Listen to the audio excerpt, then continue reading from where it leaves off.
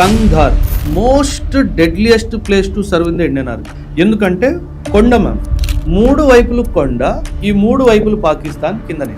వాడు బుల్లెట్ కూడా వేయాల్సిన అవసరం లేదు, ఒక రాయి వేసి చచ్చిపోతాడు. వాడు పైన కూర్చొని ఉన్నాడు, నేను కింద కూర్చొని. Shock of my life.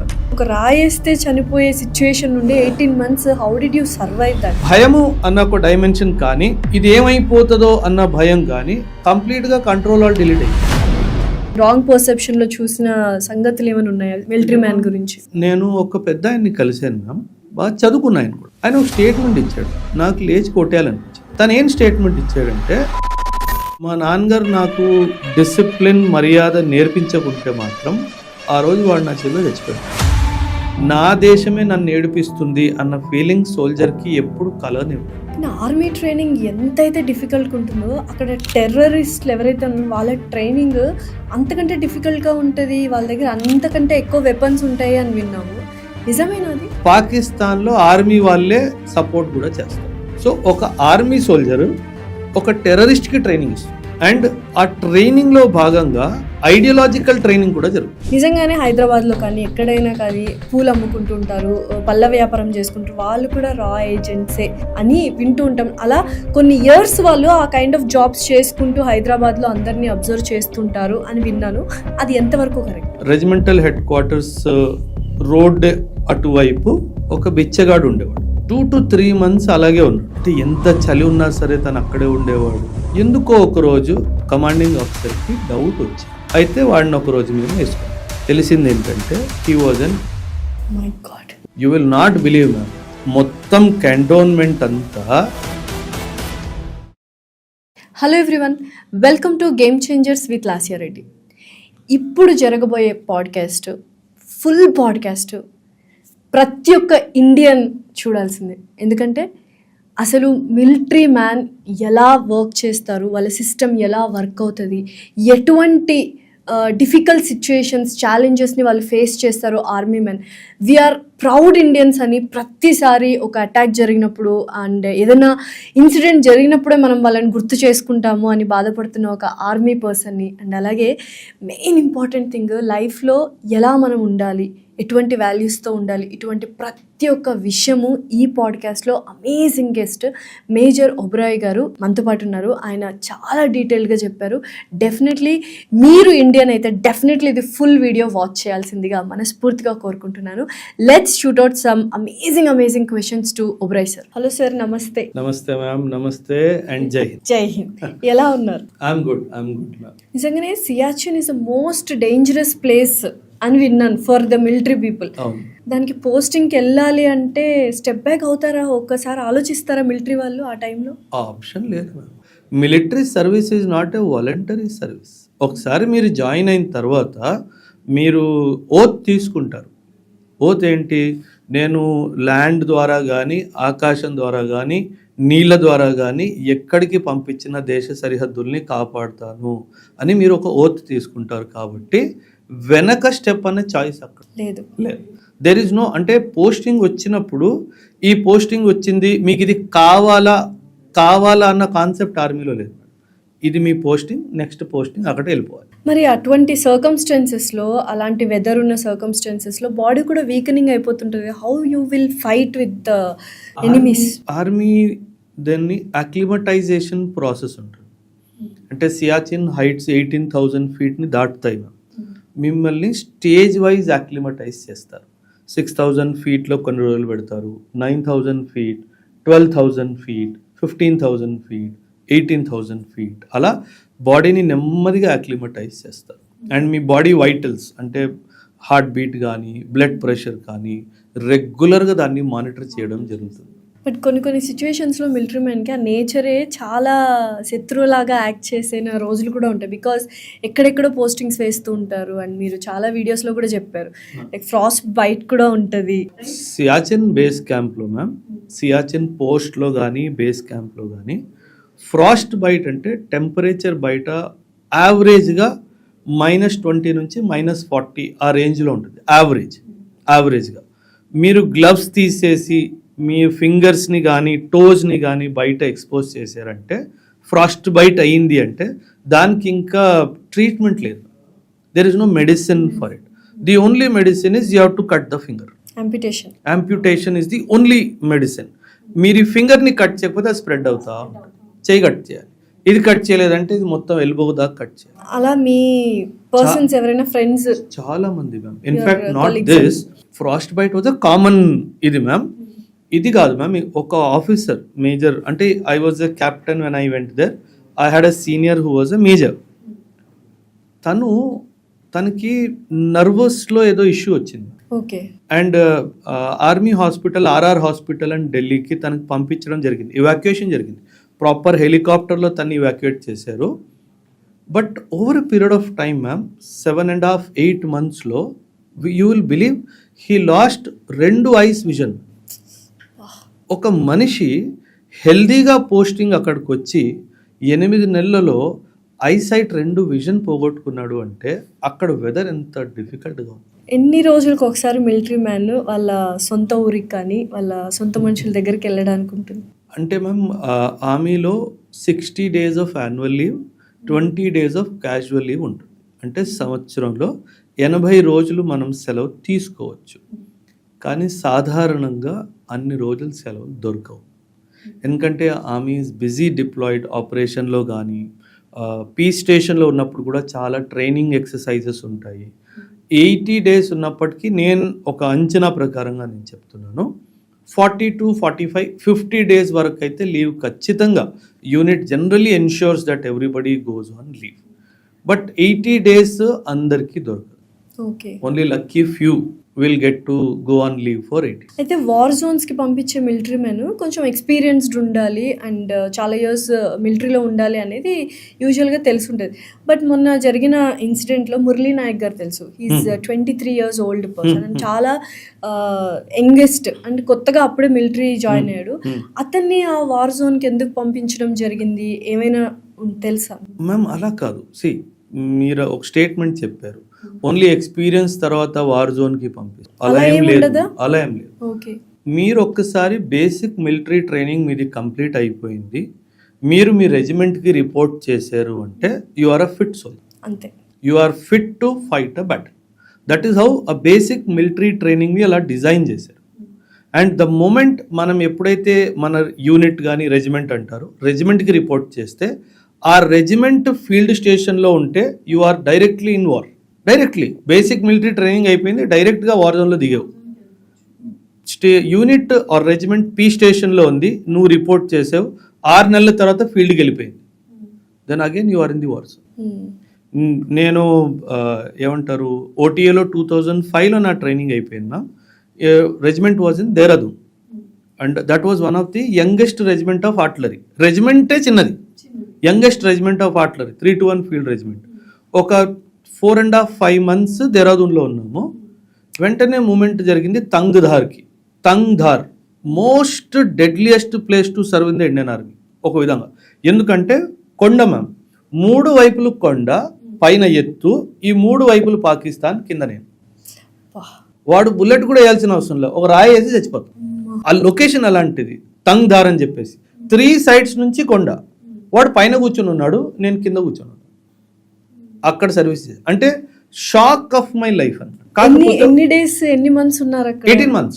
18 months ఉన్నారు. 18 నెలలు యూనిట్ పోస్టింగ్. ఎలా ఉన్నారు సార్? అంటే ఒక రాయేస్తే చనిపోయే సిచ్యువేషన్ నుండి 18 months, how did you survive that? State of high alert. అంటే అది నేను 6 months ఆఫ్ సర్వీస్లో అటు వెళ్ళిపోయాను కాబట్టి నేను మిగతా సర్వీస్ నాకు ఎప్పుడు ఇబ్బంది కాలేదు. హైయెస్ట్ ఫస్ట్లోనే హైయెస్ట్ పీక్స్ చూసేసి. సో ఫస్ట్ అకాడమీకి వెళ్ళే ముందు ఇంట్లో పీక్స్ చూసా, ఆ తర్వాత అకాడమీలో పీక్స్ చూసా, ఆ తర్వాత రెజిమెంట్లో పీక్స్ చూసా.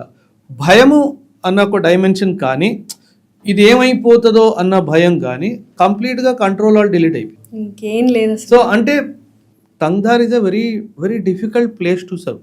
మేబీ మీ ఆడియన్స్లో కూడా కొందరు అక్కడ సర్వీస్ చేసి ఉంటారు, they will understand how difficult Tangdhar is to serve. Tangdhar, Tangdhar అంటే కష్టమైన దారి.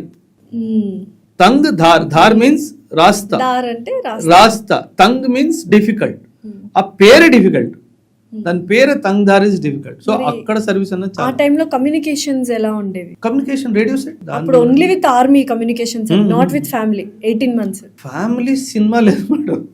18 months లేదు. అసలు అలాంటి పోస్టింగ్స్ లో ఆర్మీలో ఫ్యామిలీ అన్న కాన్సెప్ట్ లేదు. బట్ మీ గురించి ఆర్మీ వాళ్ళు అప్డేట్స్ ఇస్తూ ఉంటారా ఫ్యామిలీకి?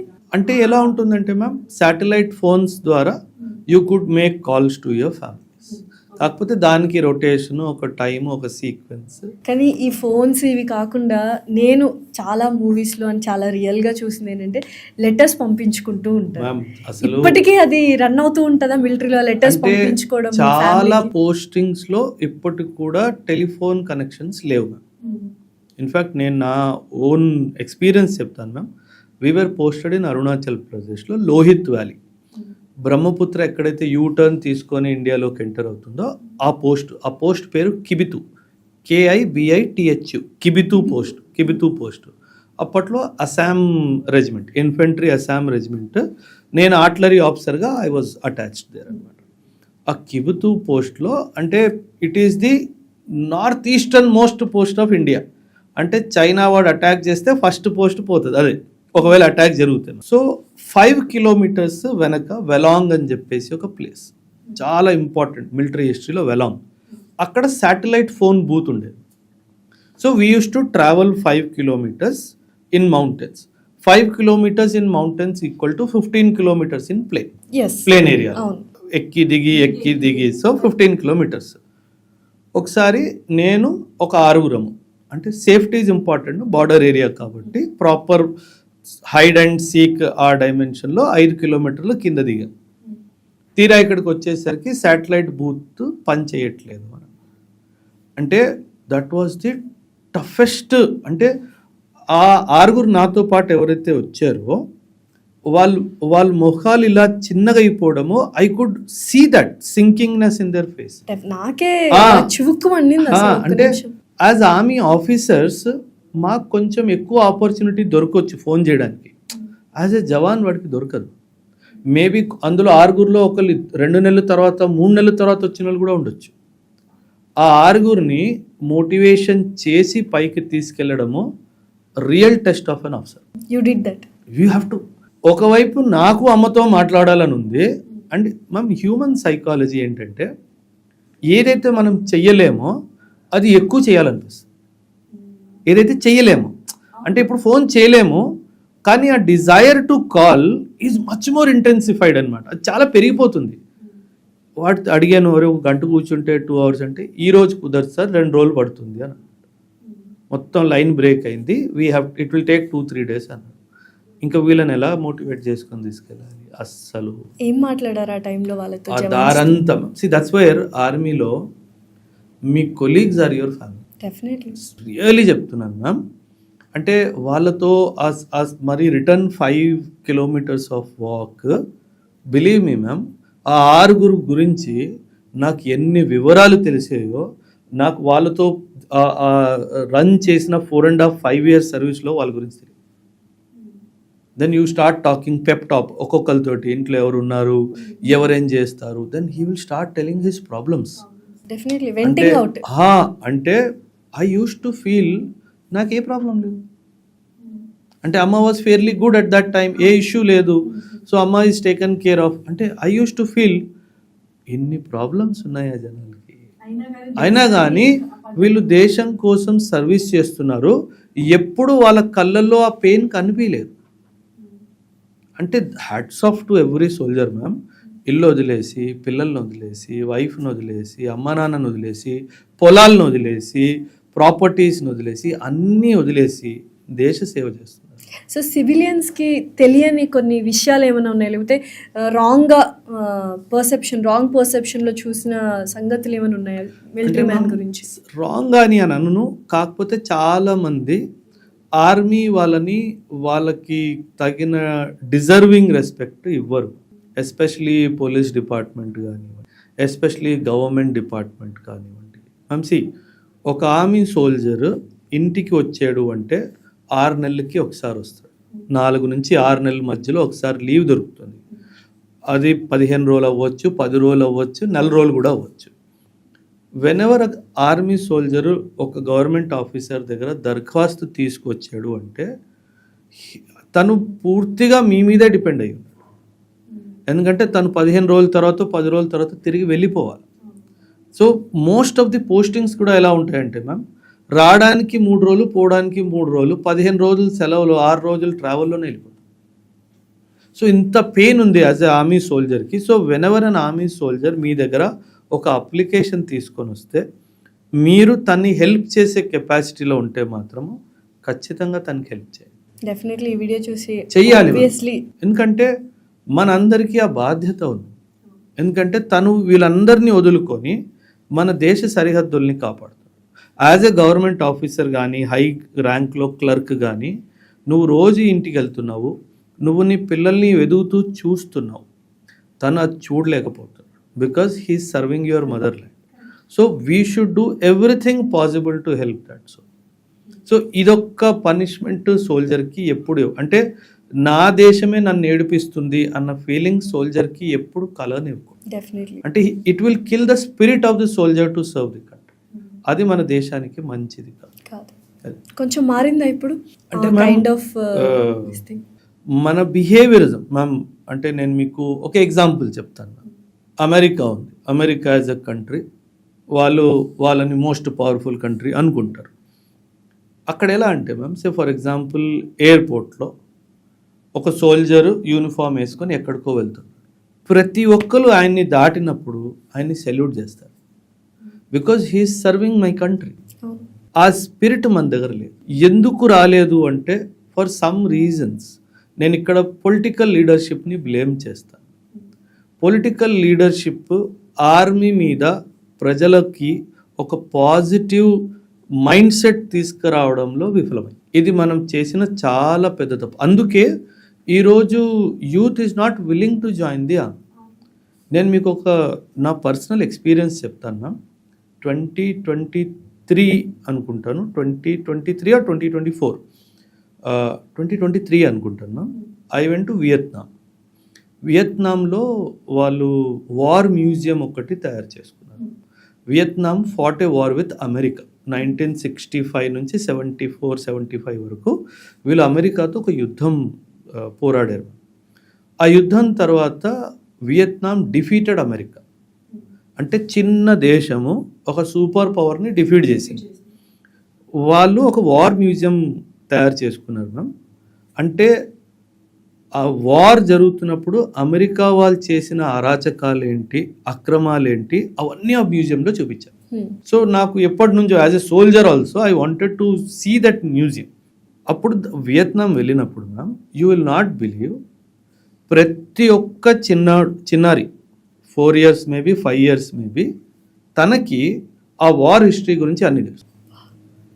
అంటే అక్కడ గవర్నమెంట్, అక్కడ పేరెంట్స్ వాళ్ళ పిల్లలకి వార్ హిస్టరీ గురించి చాలా చక్కగా చెప్పారు.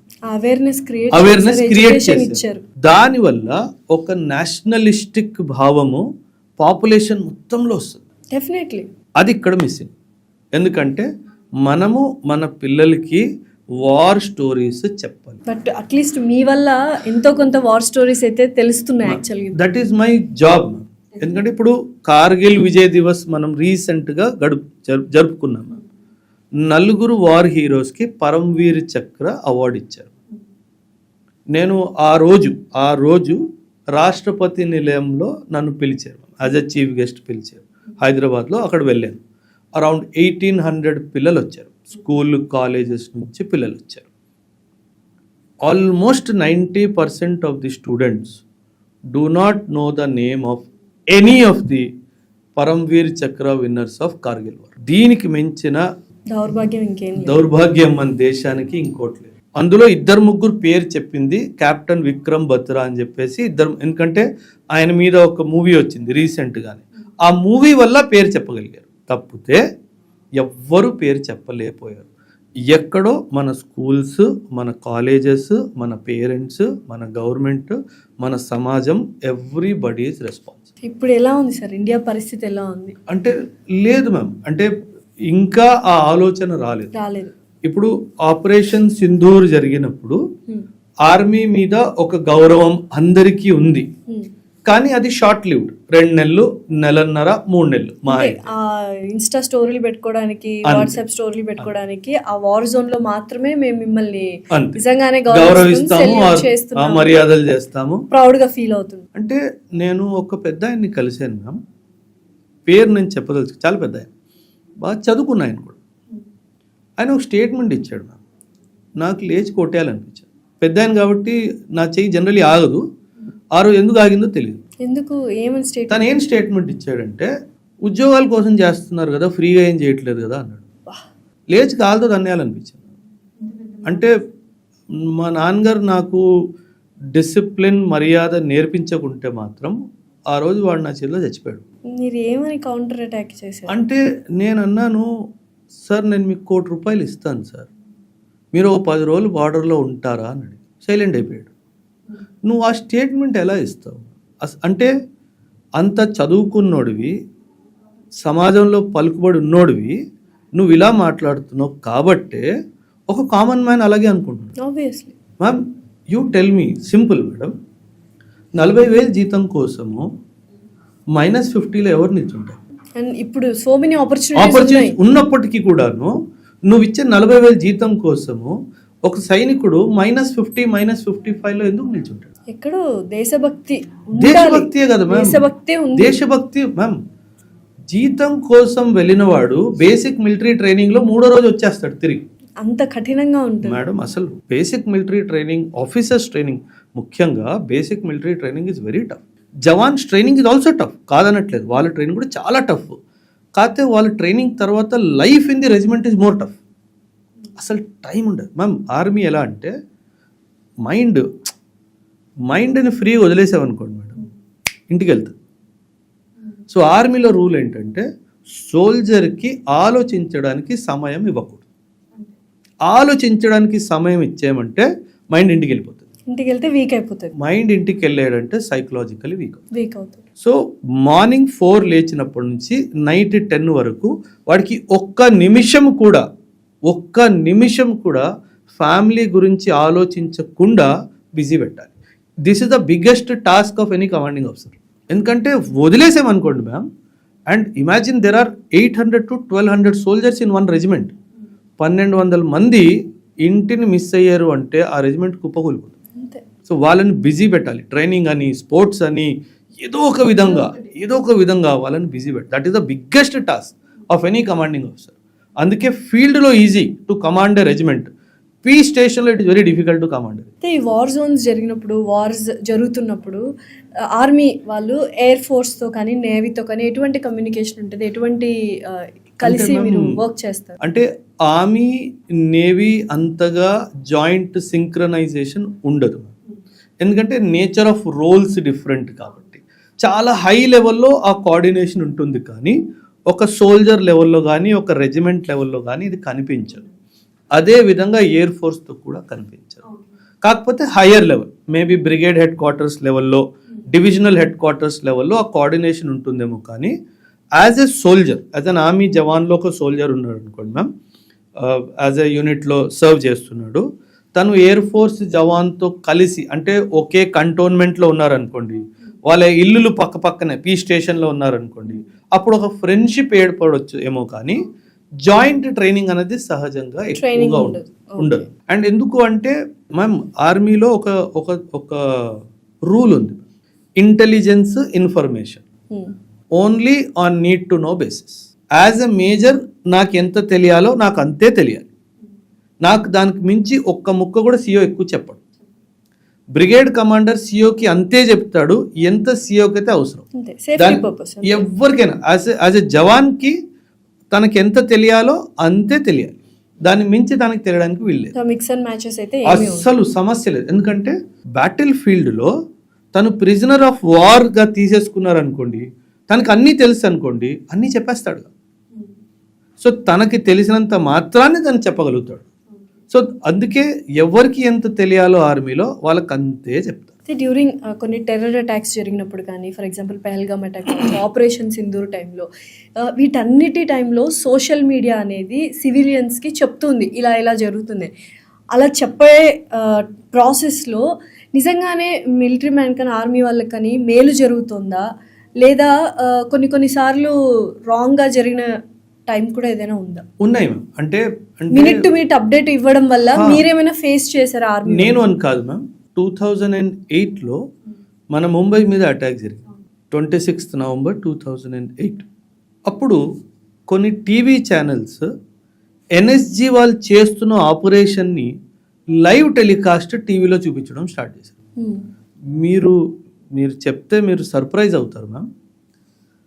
పాకిస్తాన్లో కూర్చున్నవాడు ఎవరైతే ఆ టెర్రరిస్ట్ని కంట్రోల్ చేస్తున్నాడో వాడు ఇండియన్ ఛానల్ పెట్టుకొని ఒరే ఎన్ఎస్జీ ఇక్కడ నుంచి వస్తుంది మీరు ఇటు నుంచి వెళ్ళండి. అంటే ఇదెంత దౌర్భాగ్యం. అంటే నువ్వు నీ టీఆర్పీ కోసము దేశ సీక్రసీని అమ్మేసావు, అంతే కదా. సో ఎవరైనా సరే, నేను కూడా చాలా వీడియోస్ ఆర్మీ మీద కానీ చేస్తాను మ్యామ్.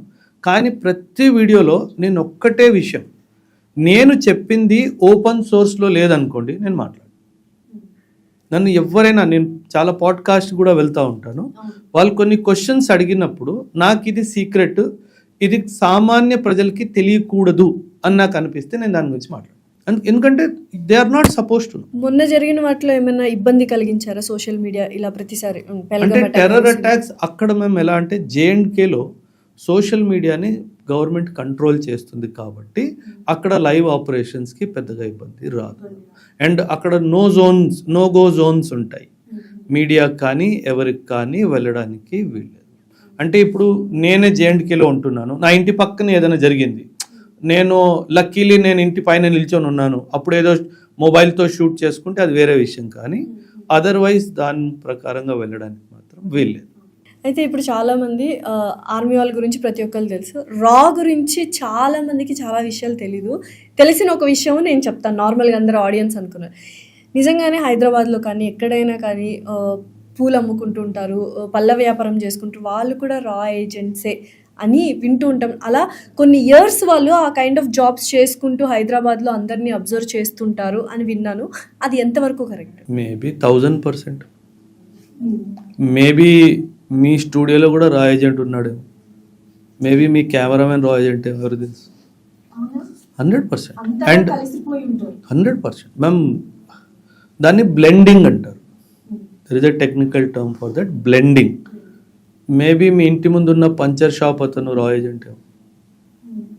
అది చాలా, ఇన్ఫ్యాక్ట్ నేను ఎక్కడ ప్లేస్ చెప్పను, కానీ నేను పర్సనల్గా నేర్చుకున్నది లైఫ్లో పెద్ద లెసన్ చెప్తాను. ఫీల్డ్లో మా రెజిమెంటల్ హెడ్ క్వార్టర్స్ ఉండేది. రెజిమెంటల్ హెడ్ క్వార్టర్స్ రోడ్ అటువైపు ఒక బిచ్చగాడు ఉండేవాడు. అంటే బిచ్చగాడు అంటే ఇంకా బట్టలన్నీ పాడైపోయి మాసిపోయి ఎంటుకలన్నీ అలా ఉండి ఒక బిచ్చగాడు ఉండేవాడు. ఒక 2 to 3 months అలాగే ఉన్నాడు. అంటే ఎంత చలి ఉన్నా సరే తను అక్కడే ఉండేవాడు అన్నారు. ఎందుకో ఒకరోజు కమాండింగ్ ఆఫీసర్కి డౌట్ వచ్చింది. ఏంటి నాకు ఎందుకో డౌట్ కొడుతుంది, he is not a beggar, questionable identity అనే ఒక పదం వాడతాం, క్వశ్చనబుల్ ఐడెంటిటీ. అయితే వాడిని ఒకరోజు మేము వేసుకున్నాం. తెలిసింది ఏంటంటే he was an ISI informer. వాడు ఒక పని, he had a satellite phone with him. ఒక్కటే పని, రెజిమెంట్ గేట్ నుంచి బండి బయటికి వెళ్తే అది రైట్కి వెళ్ళిందా లెఫ్ట్కి వెళ్ళిందా చెప్పాలి, అంతే. వాడు జాబ్ ఒక్కటే జాబ్. వీలైతే బండిలో ఎంతమంది కనిపిస్తున్నారు, అంటే ఫాస్ట్గా, అంటే మూమెంట్ ఆపరేషనల్గా వెళ్ళిందా లేదా నార్మల్గా రొటీన్ ఆపరేషనల్కి వెళ్ళే స్పీడ్లో వెళ్ళిందా, ఈ విషయాలు చెప్పడం తన బాధ్యత. ఎన్ని మంత్స్ ఉన్నాడు సార్? ఒక 2.5 months. ఓకే. అసలు that was revolution of my life time. అంటే తను ఆబ్వియస్లీ ఎనిమీ కంట్రీకి సంబంధించినోడు, కానీ ఆ కంట్రీ కోసము తను ఒక బిచ్చగాడ్ లాగా 2.5 months మాకు కనిపించాడు. దాని ముందు ఎక్కడ కూర్చున్నాడో తెలియదు మనకు తెలియదు. You will not believe ma'am, మొత్తం కంటోన్మెంట్ అంతా అసలు జల్లడ్లా పెట్టేశాను, ఒక్కొక్కడిని పట్టుకొని అందరినీ. ఇంకా so that was a big revolution. అంటే జనరలీ జరగదు, అంటే ఒక్కొక్కసారి మిస్ అవుతాం అంతే. అసలు బిచ్చగాడు ఒక ఐఎస్ఐ ఏజెంట్ అని మీరు ఎలా అంటే పార్ట్ ఆఫ్ లెర్నింగ్. అంటే మాకు బేసిక్ మిలిటరీ ట్రైనింగ్లో అన్నీ నేర్పిస్తారు, కానీ మేము బిజీ ఉండడం వల్ల, అంటే అది that was not a pure field station also, it was a semi field station. దానివల్ల అది మేము మిస్ అయ్యామన్నది మాకు అర్థమైంది. But it was a big lesson. కానీ ఆర్మీ ట్రైనింగ్ ఎంతైతే డిఫికల్ట్గా ఉంటుందో అక్కడ టెర్రరిస్టులు ఎవరైతే ఉన్నారో వాళ్ళ ట్రైనింగ్ అంతకంటే డిఫికల్ట్గా ఉంటుంది, వాళ్ళ దగ్గర అంతకంటే ఎక్కువ వెపన్స్ ఉంటాయి అని విన్నాము. నిజమేనా అది? అవును మ్యామ్. టెర్రరిస్ట్ అండ్ ఆర్మీ సోల్జర్కి కంపారిజన్ అయితే లేదు. No, not at all. No, not comparing. అంటే కంపారిజన్ ఎందుకు లేదు అంటే, మోస్ట్ ఆఫ్ ది పీపుల్ ఎవరైతే టెర్రరిస్ట్గా మారుతారో, నేను నా అనుభవంతో చెప్తున్నాను, మోస్ట్ ఆఫ్ దెమ్ డబ్బుల కోసం చేస్తారు. డబ్బుల కోసం వాళ్ళు టెర్రరిస్ట్లా మారుతారు. అంటే ఇంట్లో 5 ఉన్నారనుకోండి, పరిస్థితులు బాగాలేవు, టెర్రరిస్ట్ ఆర్గనైజేషన్ వాళ్ళు ఏదో ఆఫర్ ఇచ్చారు, నువ్వు వస్తే 10 లక్షలు ఇస్తాము, 20 లక్షలు ఇస్తాము అని చెప్పారనుకోండి, 5 ఎవరో ఒకరు వాలంటీర్ వెళ్ళిపోతారు and they will come to join the terrorist camp. వాళ్ళకి ట్రైనింగ్ ఇచ్చేది టెర్రర్లో ఎవరైతే హెడ్ క్వార్టర్స్లో ట్రైనింగ్ ఇన్ఛార్జెస్ ఉంటారో, పాకిస్తాన్లో ఆర్మీ వాళ్ళే సపోర్ట్ కూడా చేస్తారు. సో ఒక ఆర్మీ సోల్జర్ ఒక టెర్రరిస్ట్కి ట్రైనింగ్ ఇస్తుంది అక్కడ. అండ్ ఆ ట్రైనింగ్లో భాగంగా ఐడియాలజికల్ ట్రైనింగ్ కూడా జరుగుతుంది. అదేంటి? సైకలాజికల్గా, అంటే మన మీద ద్వేషం ఎలా పెంచాలి తనలో. మ్యామ్, ఒకరిని చంపేయడం అంటే అంత ఈజీ కాదు. ఒక చంపాలి అనే ఆలోచన రావాలి అంటే నేను సైకలాజికలీ ఆ టెర్రరిస్ట్ మైండ్ మొత్తం బ్రెయిన్ వాష్ చేయాలి. సో ఒకవైపు ఫిజికల్ ట్రైనింగ్, ఇంకోవైపు psychological training, and best of the weapons, military tactics అన్నీ నేర్పించి పంపిస్తున్నారు. సో కాకపోతే ఇక్కడ ఏంటంటే ఆర్మీ మొత్తం రెజిమెంట్, ఒక వ్యవస్థ, ఒక ఇన్స్టిట్యూషనల్ మొత్తం సపోర్ట్ ఉంది కాబట్టి ఒక్క టెర్రరిస్ట్ మొత్తం ఆర్మీ లేదు. ఈ క్వశ్చన్ ఎవరు అడుగుండరు. If you want you can say, మీరు ఎంతమంది శత్రువుల్ని సంహరించారు మీ 10 years ఆఫ్? వద్దు.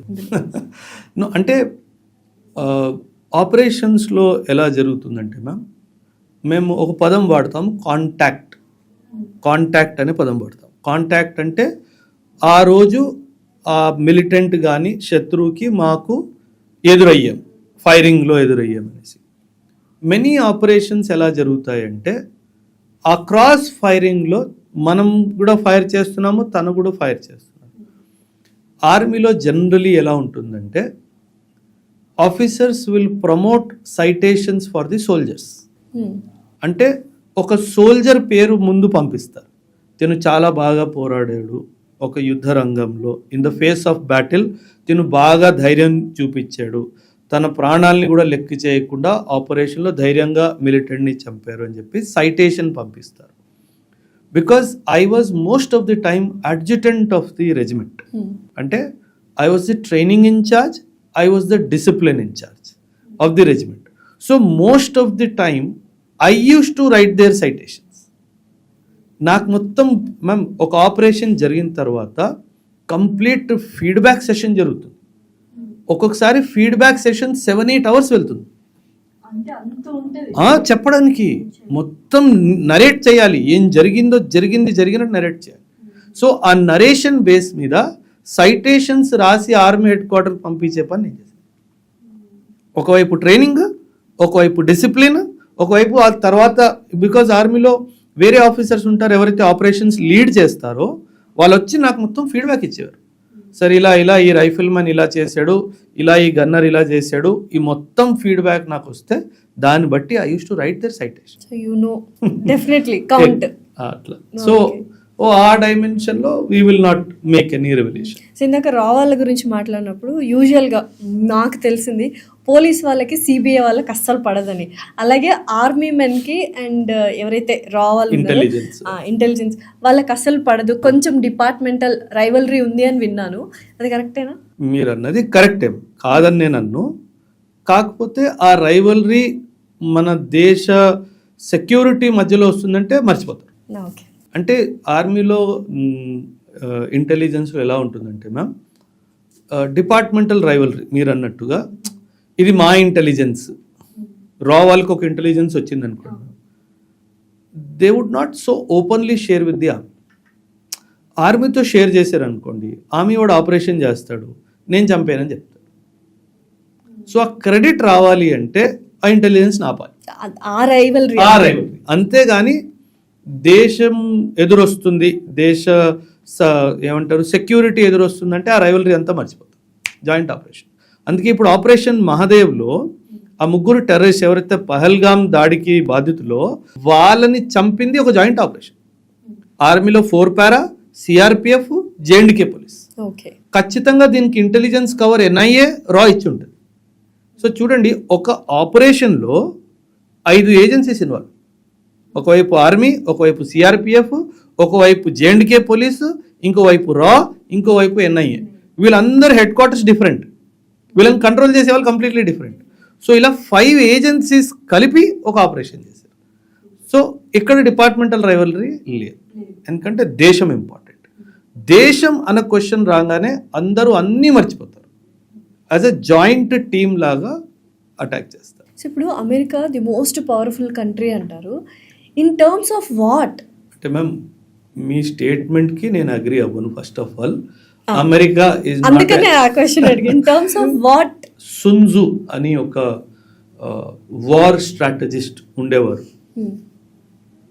తను ఏమన్నాడు తెలుసా ma'am? The best way to win a war is not to fight a war. ఆ వార్ రాకుండా చూసుకోవడం, నాట్ టు ఫైట్. నువ్వు ఫైట్ చేయకుండా గెలవాలి. ఫైట్ చేసి గెలిస్తే గొప్పతనం ఏముంది? ఫైట్ చేయకుండా గెలవాలి అంటే ఎదుటోడు నీ మీద దాడి చెయ్యకుండా వాడిని చేయాలి. That is a real win. America దగ్గర ఆ కెపాసిటీ లేదు. అమెరికా ఏం చేస్తుందంటే వార్ లైక్ సిచ్యువేషన్ క్రియేట్ చేస్తుంది, క్రియేట్ చేసి వాళ్ళ మీద అటాక్ చేస్తుంది, ఆ తర్వాత నేను గెలిచాను అంటుంది. సో సున్జు ప్రకారంగా America is a failed country because you could not avoid war. ఇప్పుడు ఇజ్రాయిల్కి ఇరాన్ మధ్యలో రీసెంట్గా వార్ జరిగింది కదా, అమెరికా మధ్యలో వచ్చింది, అటాక్ చేసింది, అప్పుడు సీజ్ ఫైర్ అయింది. నువ్వు అటాక్ చేసే ముందు సీజ్ ఫైర్ చేయించే సత్తా ఉండాలి, అంతే. అది రియల్ పవర్. ఇప్పుడు ఇంట్లో నాన్నగారు ఉంటారు, he's the head of the family. మనం పిల్లలు గొడవ పెట్టుకోవట్లేదు అంటే దట్ ఈస్ హిజ్ విన్. మనం గొడవ పెట్టుకున్న తర్వాత మన ఇద్దరం కలిసి నాన్న దగ్గరికి వెళ్తే నాన్న అప్పుడు దాన్ని సెట్ చేస్తే he's a failure. First of all the fear of dad should be, అమ్మో గొడవ పెడితే నాన్న ఇద్దరిని వేస్తాడు. That is the real power. మనం గొడవ పెట్టుకున్న తర్వాత నాన్న దగ్గరికి వెళ్ళిన తర్వాత ఆయన నన్ను తీర్పిస్తే అది పెద్ద పవర్ ఏం కాదు. సో మొత్తం ప్రపంచవ్యాప్తంగా అమెరికా పవర్ఫుల్ అనుకుంటున్నాం, కానీ కాదు. 0.1% కూడా కాదు. Which is a powerful country. అవసరమే లేదు ma'am. Why you need powerful country? You need happy country. ఇప్పుడు పీస్ఫుల్ కంట్రీ. ఇప్పుడు నేనే ఉన్నాను, నా దేశం ఉంది ఇండియా. వాసుదైవ కుటుంబకం అంటాం, మనం అందరం ఒక ఫ్యామిలీ అని అంటాం. అండ్ ఇంకో పదం మనం ఎప్పుడు మన గవర్నమెంట్ కానీ మన దేశం కానీ వాడుతుంది, ఏంటంటే సూపర్ పవర్ అన్న కాన్సెప్ట్ లేదు మేడం. మన ఫారిన్ పాలసీలోనే India wants to become the super power లేదు. I want to become the Vishwaguru. Vishwaguru అన్నది నాకు ఒక డ్రీమ్ ఉంది, ఎందుకంటే హిస్టారికల్ సివిలైజేషన్ నాది. నేను లోకానికి నీతి నేర్పించాలి as a Guru. That is the desire కదా మేడం. మ్యామ్ ఇప్పుడు మాల్దీవ్స్ ఉంది మేడం, మాల్దీవ్స్ని ఇండియా ఆక్యుపై చేసుకోవడానికి ఎంత టైం పడుతుంది? మనం వెళ్ళనక్కర్లేదు కూడా, ఫోన్ చెప్తే సరే సార్ ఓకే సార్ అంటాడు, వెళ్ళనక్కర్లేదు. శ్రీలంక మీద దాడి చేసి ఆక్యుపై చేసుకోవడానికి ఎంత టైం పడుతుంది? మా అయితే ఒక 3 నెలలు క్యాంపెయిన్. బంగ్లాదేశ్ని కూడా తీసుకోవడానికి ఎంత టైం పడుతుంది? మా అయితే నెల రోజులు, 45 days క్యాంపెయిన్. మనం చేస్తున్నామా? లేదు, ఎందుకంటే ఉద్దేశం లేదు కాబట్టి. ఎందుకు ఉద్దేశం లేదు? అందరము హ్యాపీగా కలిసిమెలిసి బ్రతుకుండాలి. అమెరికా దగ్గర ఇది లేదు. కలిసిమెలిసి ఉంటే యుద్ధాలు జరగవు, యుద్ధాలు జరగకపోతే వెపన్స్ ట్రేడ్ జరగదు, వ్యాపారం జరగదు. వ్యాపారం జరగాలి అంటే యుద్ధాలు జరగాలి, యుద్ధాలు జరగాలి అంటే నేనే ఏదో పుల్లబెట్ట. అది America strategy. That is the strategy. మనకు ఆ స్ట్రాటజీ లేదు. అది ఎందుకంటే అది మన బ్లడ్ లైన్లో లేదు. డెఫినెట్లీ మనం కలిసిమెలిసి ఉండాలి అనుకుంటాం, కానీ గొడవ పెట్టుకొని ఉండాలి అని మనం. కానీ ఎక్కడో శాంతి శాంతి అనుకుంటున్నాం కాబట్టి ఇంకా ఇటువంటి అటాక్స్ జరుగుతున్నాయి మన మీద. ఇప్పుడు భారతదేశం మొత్తం పాకిస్తాన్ని అటాక్ చేసి 1 నిమిషంలో ఇలా అవ్వగొట్టేయచ్చు అని అందరికీ తెలిసిన విషయం. చైనాకి భయపడుతుందా? మనం- చైనా విషయంలో ఎందుకో వెనకడుగేస్తుంది భారతదేశం అని చాలా మంది అనుకుంటున్నారు. భయం కాదు, జాగ్రత్త. ఎందుకంటే మ్యామ్ నేషనల్ పవర్ అనే ఒక కాన్సెప్ట్ ఉంటుంది. Military power, diplomatic power, political power, soft power, ఇవన్నీ కాంబినేషన్లో నేషనల్ పవర్ వస్తుంది. ఓకే. నేషనల్ పవర్ కంపారిజన్లో చైనా మనకి పైన ఉంది. ఎందుకంటే మనకన్నా పెద్ద దేశం, బై ల్యాండ్ ఆల్సో, ఎకానమీ కూడా చాలా పెద్దది కాబట్టి, మన దగ్గర డెమోక్రసీ ఉంది, వాళ్ళ దగ్గర కమ్యూనిజం ఉంది కాబట్టి వాళ్ళు మనకన్నా ఫాస్ట్గా ఎదిగారు, మనకన్నా పెద్దగా ఎదిగారు.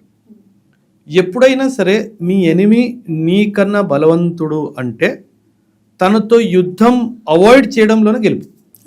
అంతే కదా, తెలుగుగా వ్యవహరించడం. అండ్ గెలుస్తామా గెలవకపోవడం అన్నది సెకండరీ. యుద్ధం జరిగితే ఖచ్చితంగా ప్రతి భారత పౌరుడు, ప్రతి భారత సైనికుడు తను లాస్ట్ వరకు ఫైట్ చేస్తాడు, అందులో డౌట్ లేదు. కాకపోతే తెలివి ఏంటంటే అది అవాయిడ్ చేయడం. బట్ తను నా మీదకి దాడికి వస్తున్నాడు అంటే ఇంక ఖచ్చితంగా నిల్చొని ఫైట్ చేయడం. సో నిల్చొని ఫైట్ చేసే కెపాసిటీ ఇండియాకి equal with China. Ma'am, military ఎప్పుడైనా సరే, మిలిటరీ పవర్ అని మనం అంటాం కదా, మిలిటరీ పవర్కి 2 డైమెన్షన్స్ ఉంటాయి. ఒకటి సైనికుడి మనోబలం, రెండవది ఆయుధం. మనోబలంలో నా సైనికుడు చైనీస్ సైనికుడి కన్నా 10 రెట్లు ఎక్కువ. 10 రెట్లు ఎక్కువ. ఎందుకో నేను చెప్తాను, ఒక్క నిమిషం. రెండవది ఆయుధ బలం. ఆయుధ బలం విషయంలో చైనీస్ సైనికుడు పెద్దడు, ఎందుకంటే ఆయుధ బలం ఎక్కువ ఉంది కాబట్టి. మనోబలం ఎందుకు ఎక్కువ అంటున్నానంటే, మీరు చాలా లాజిక్ ఉంది, వినండి మ్యామ్. చైనాలో 60s, 70sలో, 1960s, 70sలో వన్ చైనా పాలసీ అని వచ్చేది. One child policy, single child. అంటే ఇప్పుడు సైన్యంలో ఉన్న సైనికుడు ఒక్కడే కొడుకు. ఓకే, ఒక్కడే కొడుకు. వైఫ్ ఉంటే పిల్లలు, ఒకవేళ ఓన్లీ వన్ చైల్డ్ అగైన్ అమ్మ నాన్న. ఒక్కడే చైల్డ్ అంటే వైఫ్ వచ్చిందంటే అక్కడ కూడా తను ఒక్కడే చైల్డ్, ఒక్కతే చైల్డ్. వైఫ్, తిన అమ్మా నాన్న, తన అమ్మా నాన్న, 4, 5, 6. వాళ్ళ పేరెంట్స్ కూడా ఇంకా బతుకుంటే, ఎందుకంటే చైనాలో లైఫ్ ఎక్స్పెక్టెన్సీ చాలా ఎక్కువ. So 2 grand parents, 2 parents, 2 grand parents, 2 parents, 8, wife 9, నేను 10. 10 మందికి సంపాదించేవాడు ఒక్కడు. నిల్చొని ఫైట్ చేస్తాడా? అది మనోబలం. అక్కడ మనోబలం తేడా. రెండవది, 2020లో గల్వాన్లో మనకి చైనాకి చిన్న కాన్ఫ్లిక్ట్ జరిగింది. లదాఖ్ రీజియన్లో గల్వాన్ వ్యాలీలో ఒక చిన్న కాన్ఫ్లిక్ట్ జరిగింది. మన 23 మంది అనుకుంటాను మ్యామ్ సైనికులు వీరమరణం పొందారు. 23. చైనా 143 మందిని మన సైనికులు చంపేశారు. 143లో చైనా వాడు ఓన్లీ 5 చనిపోయారని యాక్సెప్ట్ చేశాడు.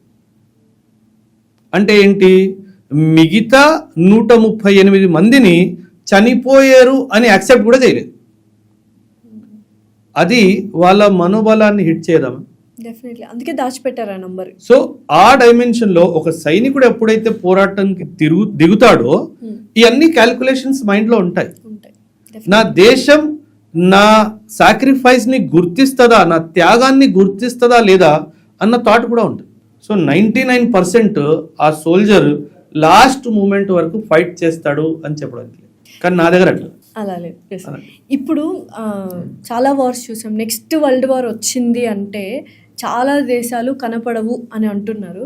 నిజంగానే నెక్స్ట్ వరల్డ్ వార్ వస్తుందా? వస్తే బయో వార్ లా ఉంటుందా?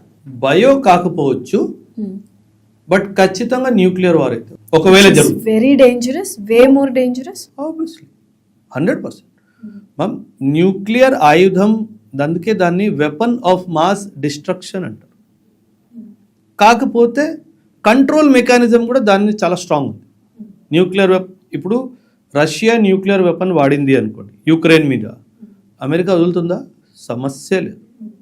అప్పుడు రష్యా మీద అమెరికా న్యూక్లియర్ దాడి చేస్తే చైనా అమెరికాను వదులుతుందా? లేదు.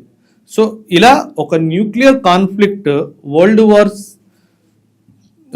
వరల్డ్ వార్ షేప్ తీసుకునే అవకాశం ఉంది. బట్ నా అనుమానం ఆర్ అంచనా నేను చదువుకున్న 4 పుస్తకాలు, నేను సర్వీస్ చేసిన ఒక 10 సంవత్సరాలు జరగకపో వరల్డ్ వార్ జరగదు. ఎందుకంటే ఆపేస్తారు, తెలుసు ఇట్ విల్ డెస్ట్రాయ్ హ్యూమానిటీ అన్న ఆలోచన ఉంది. వాళ్ళ ఓన్ కంట్రీ కూడా it's a threat. Everything humanity లేకపోతే థ్రెట్ కాదు. సో అందుకే అది జరగకపోవచ్చు అన్నది నా ఆలోచన. అసలు ఎక్కడ చూసినా మీరే కనిపిస్తూ ఉన్నారు. యూపీఎస్సీ అన్నా మీరే, మిలిటరీ అన్నా మీరే, ఇండియన్ పాలిటిక్స్ గురించి అన్నా మీరే, జియో పాలిటిక్స్ గురించి అన్నా మీరే. ఇట్ వాజ్ నిజంగా ఐ ఫెల్ట్ వెరీ హ్యాపీ. ఎందుకంటే చాలామంది స్టూడెంట్స్ కావచ్చు, చాలామంది ఇండియన్స్ కావచ్చు, చాలా ఇన్స్పైర్ అయ్యారు మీరు చెప్పిన మాటలు విని. ఇలా కూడా ఉంటుందా మిలిటరీలో, ఇంత ఫేస్ చేస్తున్నారా, ఈ కైండ్ ఆఫ్ థింగ్స్ జరుగుతున్నాయని. సో ప్రతి ఒక్క దాని గురించి చెప్పారు. I just wanted to know about your life first. అసలు ఎలా మీరు మిలిటరీలోకి వెళ్ళాల్సి వచ్చింది అండ్ ఎందుకు క్విట్ అయ్యి మళ్ళీ యూపీఎస్సీ దాంట్లోకి వచ్చారు. Just want to know brief thing about it. Ma'am, actually, my grandfather was an IPS officer, and dad was in Navy, and my great grandfather was under the British Empire. So probably uniform బ్లడ్లోనే వచ్చేసింది అనుకుంటా.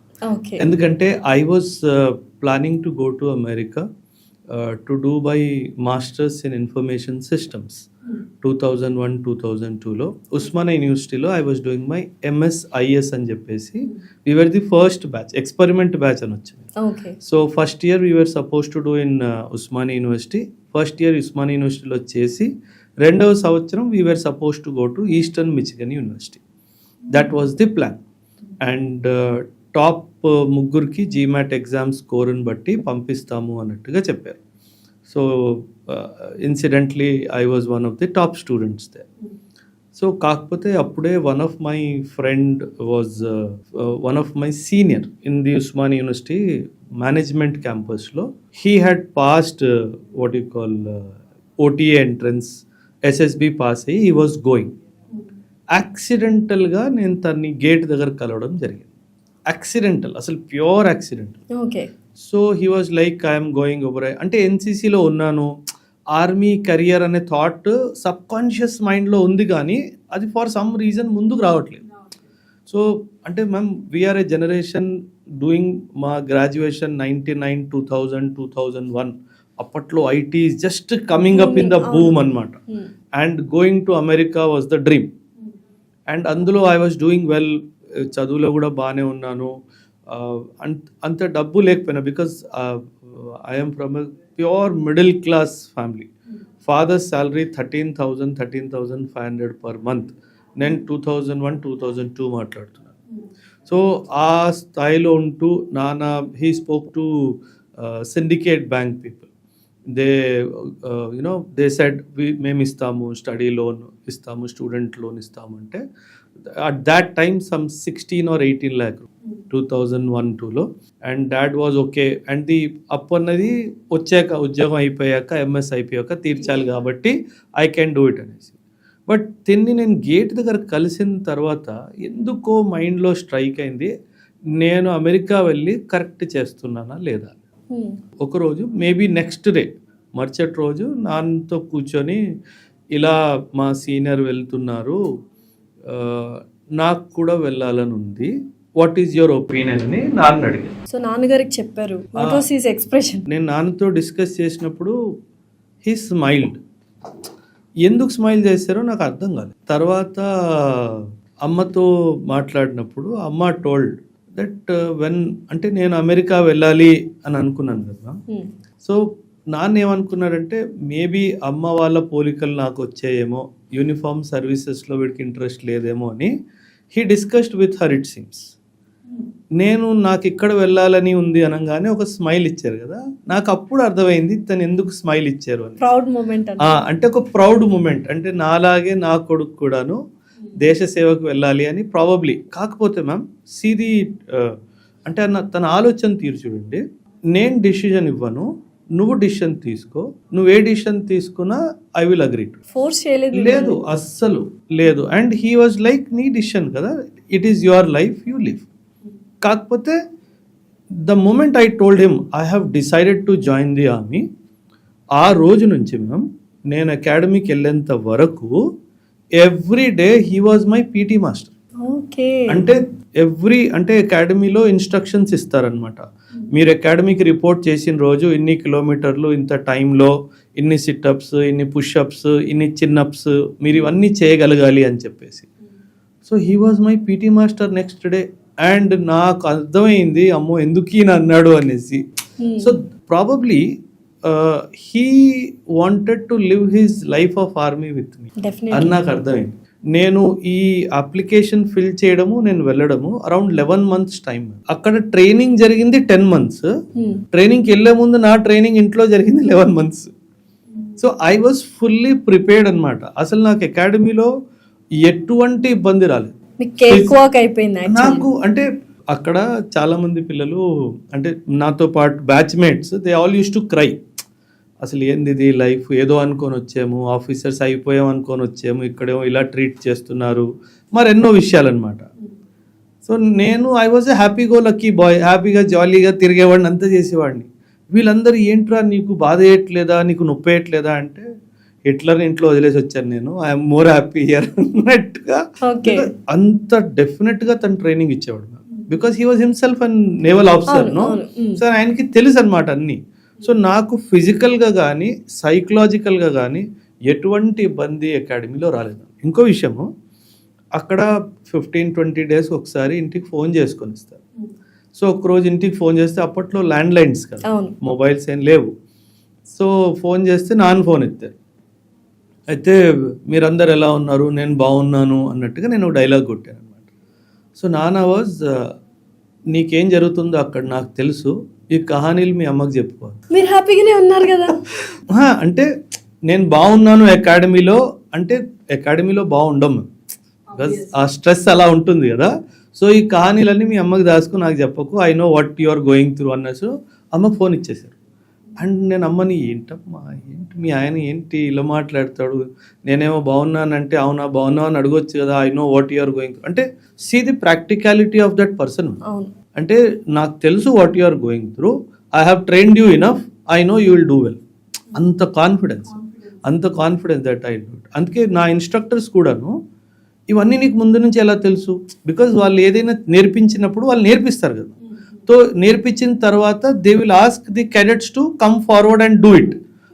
Generally నేనే ముందుకెళ్ళేవాడిని, నీకు ఇవన్నీ ఎలా తెలుసు అంటే మా నాన్న నేర్పించారు. సో ప్రతి విషయం ట్రైనింగ్కి సంబంధించి మ్యామ్, నాట్ ఓన్లీ ఫిజికల్, అక్కడ వాళ్ళు చెప్పే చదువు కూడా నాకు నేర్పించారు.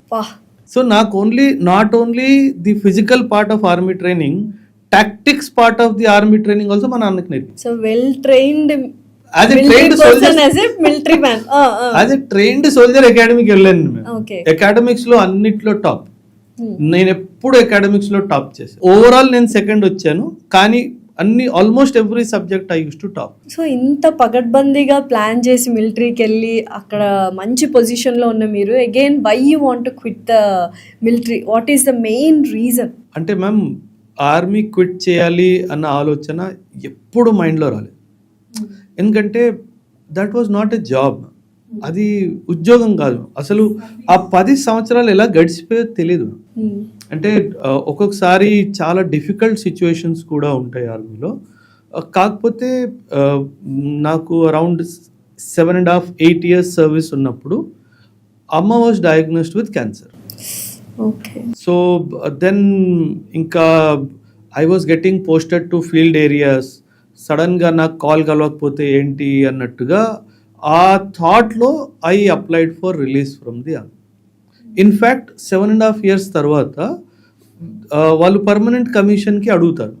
అంటే నేను షార్ట్ సర్వీస్ ఆఫీసర్ కదా, సో 7.5 years తర్వాత would you like to continue అన్నట్టుగా అడుగుతారు. సో అప్పుడు నేను yes I would like to continue అన్నట్టుగా ఫామ్ చేసేసాను సబ్మిషన్. ఆల్మోస్ట్ ప్రాసెస్ కూడా అయిపోయింది ఆర్మీ హెడ్ క్వార్టర్స్లో. బట్ లాస్ట్ మూమెంట్లో before it was about to get approved, నేను అగైన్ అప్లికేషన్ పెట్టి దాన్ని విత్డ్రా చేసుకున్నాను అమ్మ కోసం. అంటే మ్యామ్ సి, ఒక లైన్ ఆఫ్ థాట్ ఏమొచ్చిందంటే, ఇన్ ది ప్రాసెస్ నేను ఆర్మీలో జాయిన్ అయిన తర్వాత ఆర్మీలో అకాడమీలో ఉన్నప్పుడే బిఫోర్ ఒక 12 days ఉండిపోయి మ్యామ్ అకాడమీ కంప్లీట్ అయిపోవాలి ట్రైనింగ్, అప్పుడు నాన్నగారు చనిపోయారు. సో అంటే 8 years అమ్మ ఒక్కలే ఉన్నారు అండ్ నాన్న ఈజ్ ఆల్సో నాట్ దేర్.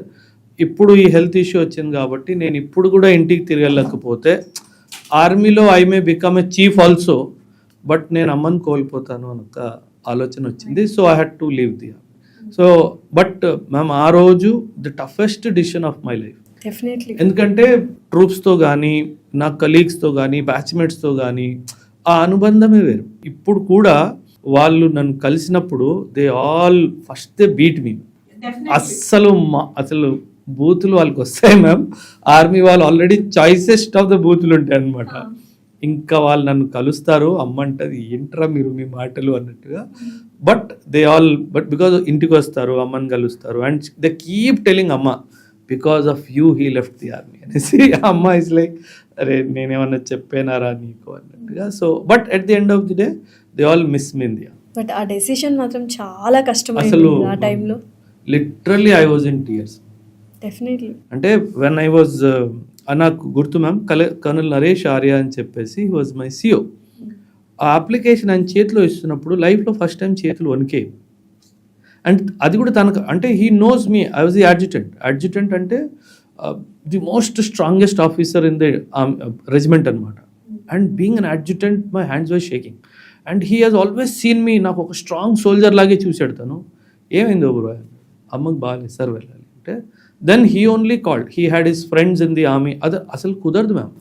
ఒకసారి మీరు పర్మనెంట్ కమిషన్కి రాసేసిన తర్వాత అది విత్డ్రా అయ్యే ప్రసక్తి ఉండదు. Because he had his batchmates and seniors with whom he was very close. తను సిఫారిష్ పెట్టి నన్ను తీయించాడు.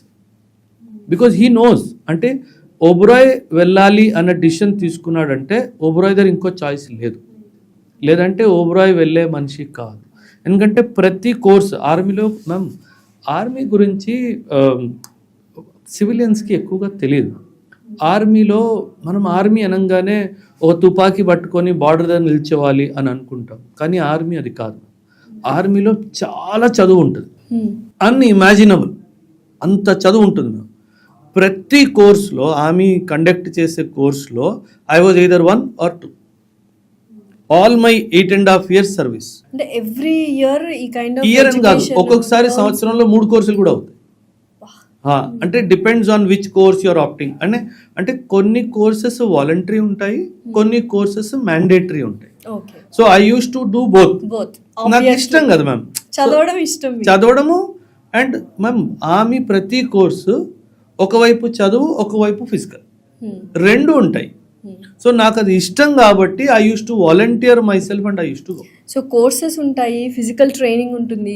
ఈ రెండింటి మధ్యలో mind strengthening and mind set అనేది ఎంత స్ట్రాంగ్గా ఉండాలి ఒక అంటే మ్యామ్కి. అంటే ఇంగ్లీష్లో ఒక ప్రావర్బ్ ఉంది కదా, healthy mind stage in a healthy body.